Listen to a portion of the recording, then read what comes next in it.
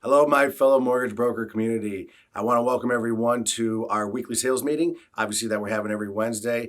Really glad all of you could come and join us.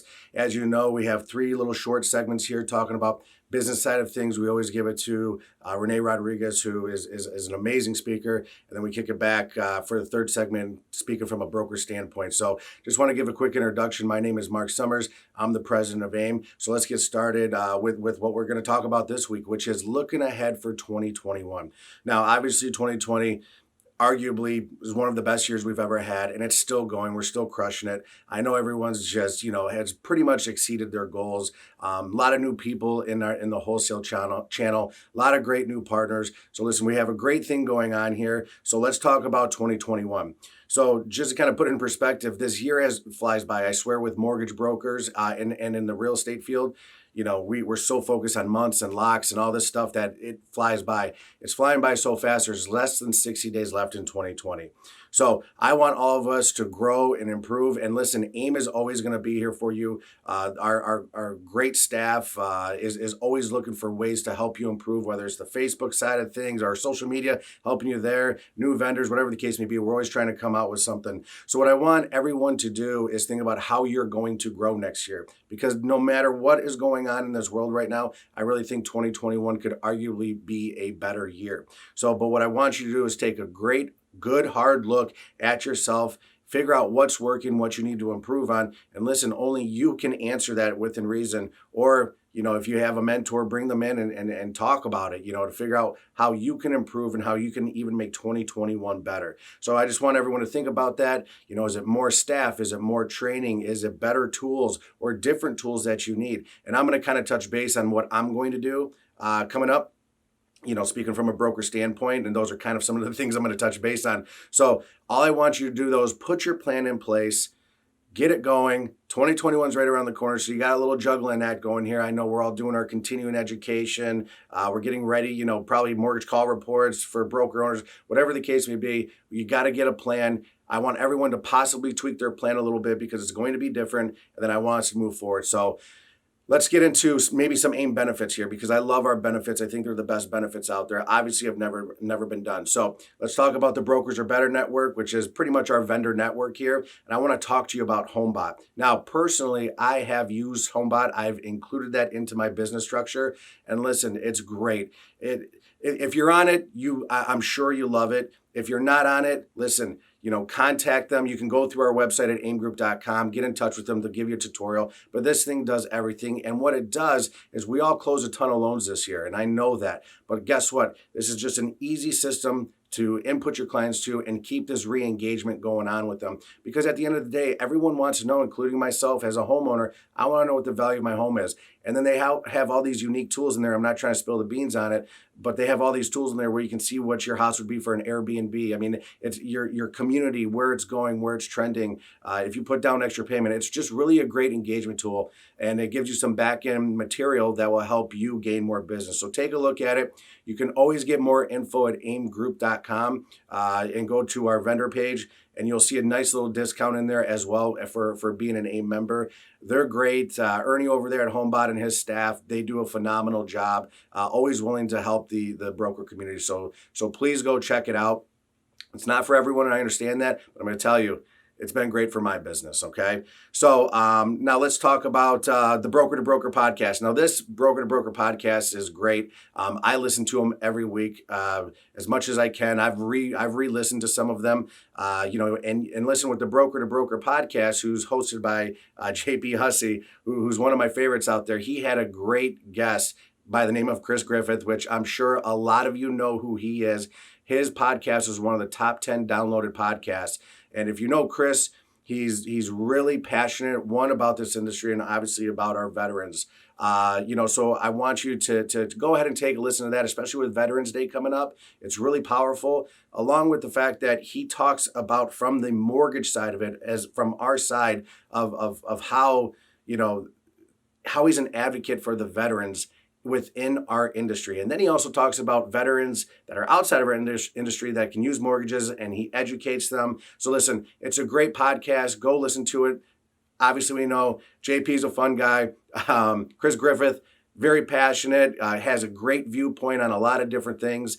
So please go check it out. Now, with the Broker to Broker podcast, as you know or may not know, you can get on Apple, Google Play, Spotify, pretty much any platform that you need to listen to a podcast. So check it out.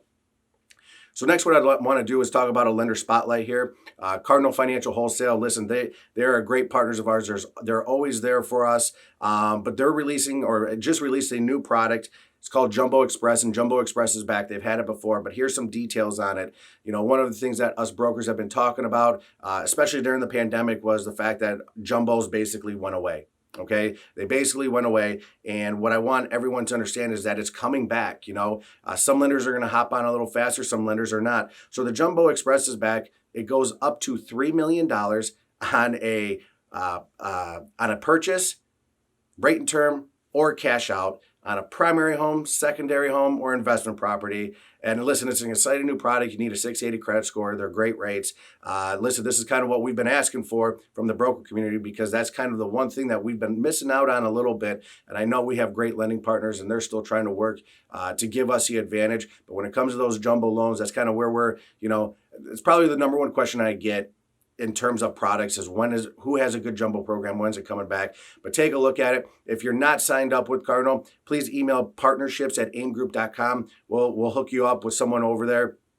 Listen, it's a product, you know, it's another bullet in our chamber. So please check it out. Jumbo Express. It's backed by Cardinal Financial Wholesale, who's been a great partner of ours. Lastly, on November 11th at 6 p.m. Eastern on our Facebook page, there's a little Veterans Day Facebook Live. Obviously, veterans are really important, obviously, to everyone.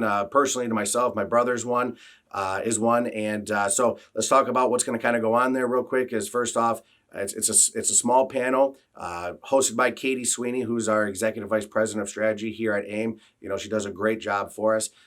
We have Chris Griffith, who we just spoke about. He's a broker owner at Debt Does Deals. We'll also have Brian Cox, who's the broker at Global Mortgage, along with a realtor by the name of Kat Gorman. So check it out. Listen, it's going to be a great segment. I don't want to spill the beans too much on it, but listen, we have to respect our veterans, as I know we do, and just take a listen to this. It's going to be powerful. It's going to be a great panel. So check it out, November 11th. 6 p.m. Eastern on our Facebook page. So what I want to do now is just take a little break for myself and toss it over to Rene.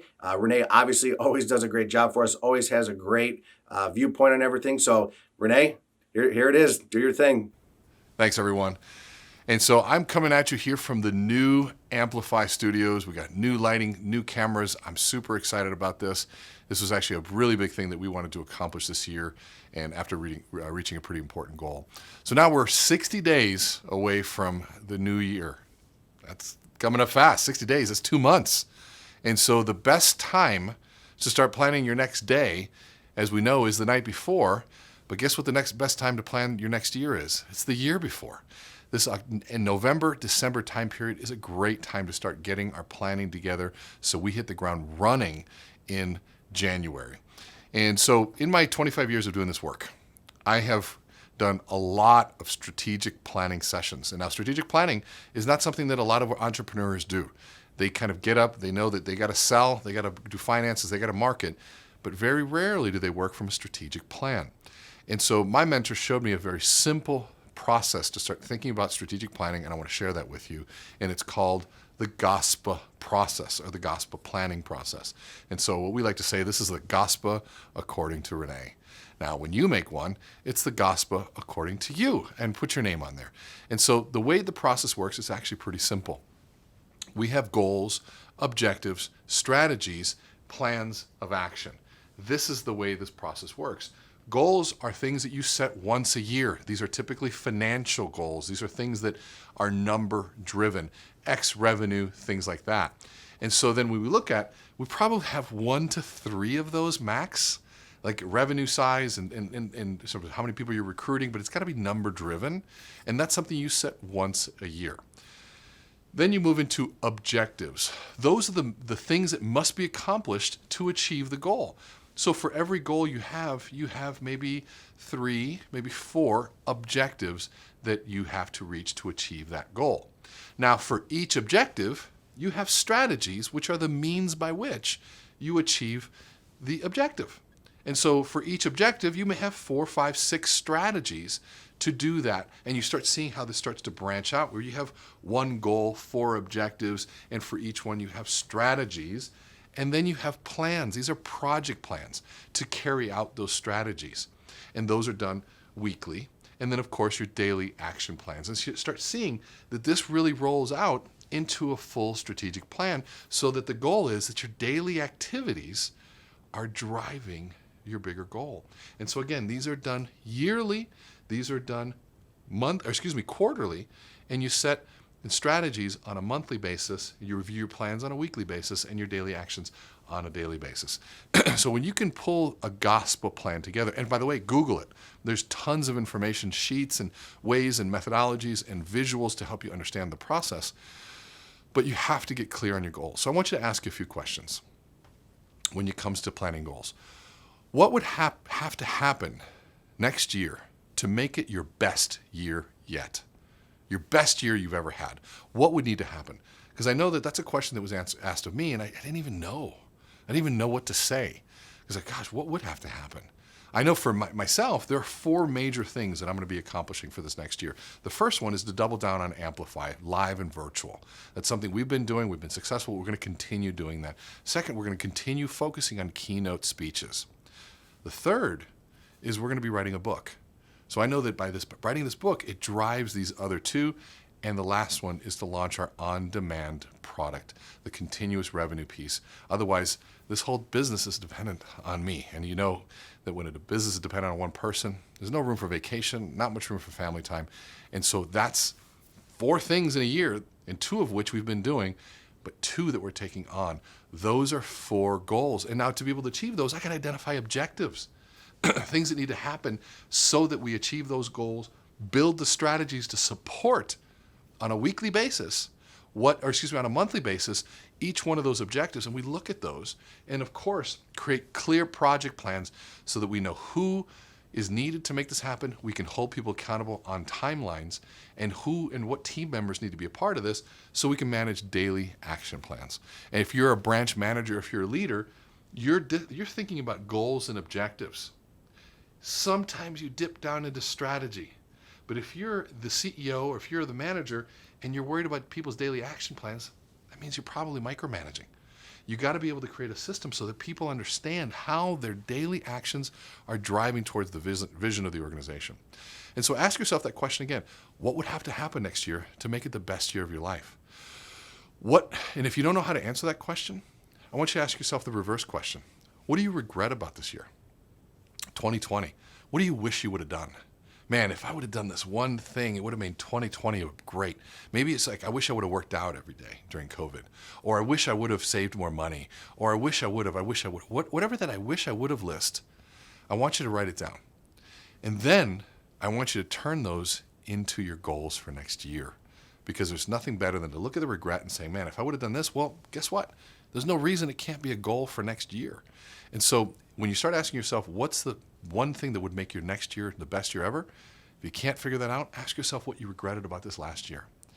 And so there's another exercise that I want you to add on top of that. It's answering 2 questions. Your biggest accomplishments for this previous year and your biggest disappointments for this year. There's very, very seldom, we always say we got to learn from past mistakes, but so few people actually have a systemized process for learning from the past. And what I found is when you can make a list of your biggest accomplishments and get your team together, hey, what did we do well? And when they make the list, ask again, what else? And what else? What else? Make that list as long as possible. And then you go say, guys, what were our biggest disappointments for this last year? Make that list and then ask again, what else? What else? And make that list as long as possible.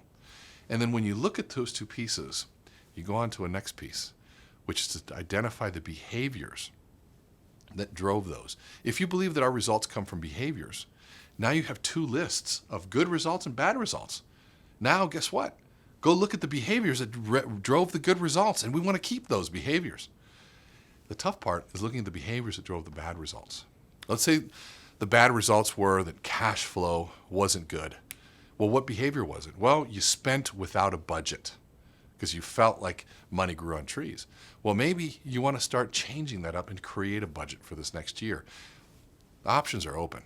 But if you can go through, look at the disappointments and look at the accomplishments, and then go through the task of identifying what were the behaviors that led to those, you will uncover so much more to make your GOSPA for 2021 the best year and the best plan to design your best year ever. And so, again, as we do this every single week, how productive were you this week? And if you're sick of me asking that question, that probably means you weren't real productive, because I've always found that people that were productive can't wait to answer that question. It's like you studied hard for a test and you can't wait for the teacher to ask you that question. If you don't like the question, that means you probably weren't productive. Learn to love that question. Learn to ask it of yourself. Remember, we do these sales meetings to create that weekly accountability for you. For those of you that run smaller brokerages, this is your time to come and get that accountability. So I ask it with love and from a place that I like to say I care enough to be unreasonable, and I ask you that every single week. Please put down there below where you're struggling, where we can help, what you want to see happen here in the following weeks.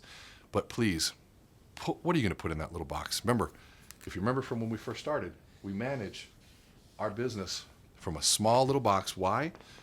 So a story doesn't fit. So again, how productive were you this week? Hopefully you can put a number that you're proud of, but you got 60 days to make this a finish strong year. So thanks again. We'll see you here every single week. Back to you, Philly. Hey, thanks, Rene. Always do a great job for us. Appreciate you so much.